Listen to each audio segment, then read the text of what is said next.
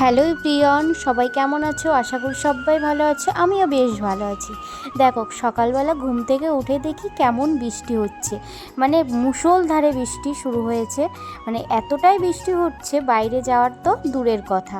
তো যাই হোক, আমি স্নান করে পুজো করে নিয়েছি। আর কালকে ছিল আমার জন্মদিন, এমনকি শ্রাবণ মাসের সোমবার, দ্বিতীয় সোমবার। তো কালকে আমি কোনো কিছুই আয়োজন করিনি। আজ ছোটোখাটো করে আর কি আয়োজন করছি। তো বাড়িতে আবার আমার বাড়িতে, মানে আমার বাপের বাড়িতে রান্না করতে নেই, যেহেতু পঞ্চমী, তাই তো ভাবলাম মাসির বাড়ি করা যাক আয়োজন। মাসিদের বাড়ি তো রান্না করতে আছে, মাসির বাড়ি আমার বাড়ির পাশেই আর কি।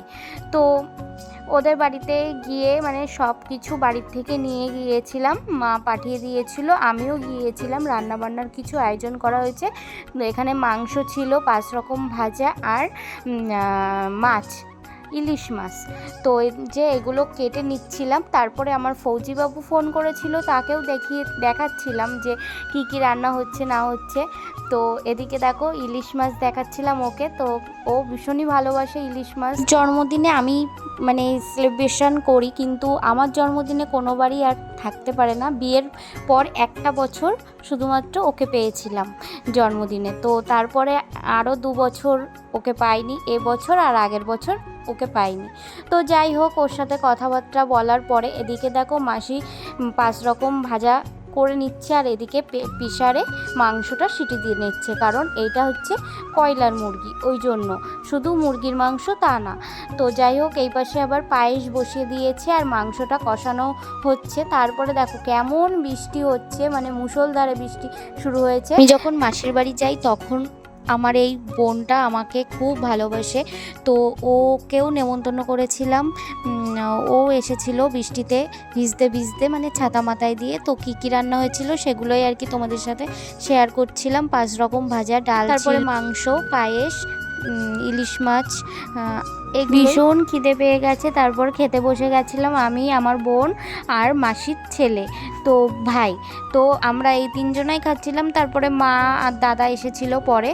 তো আর বাবার জন্য নিয়ে গিয়েছিল টিফিন বক্সে করে বাড়িতে। ভীষণ বৃষ্টি হচ্ছিল তার জন্য আর কি। তো যাই হোক, খেতে বসে কত গল্প। এখন দেখো জিজুর সাথে কথা বলছি।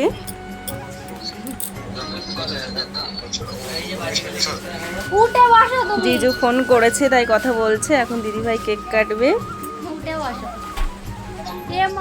তারপর দেখো সন্ধ্যাবেলা কেক কাটিংয়ের সময় বড়বাবু ফোন করেছিল, ভিডিও কল।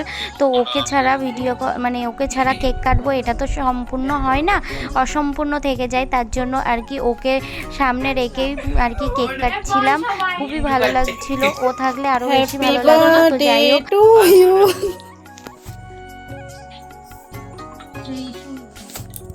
কেক কাটা হয়ে গেল। তারপরে এই যে বরবাবুর সাথে যেই ভিডিওটা করেছিলাম স্ক্রিন রেকর্ডিং, তো সেটাই শেয়ার করলাম। কেমন লাগছে অবশ্যই কমেন্টে জানিও, আর কেকটা কেমন লাগছে অবশ্যই কিন্তু তোমরা জানিও। কেকটা আমার দাদা এনে দিয়েছে।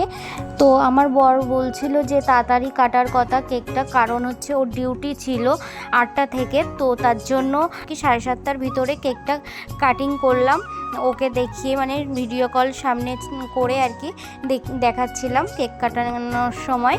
তো ওকেও দিচ্ছিলাম কেক। তো ও বলছে আমি এত দূরে কি করে খাবো।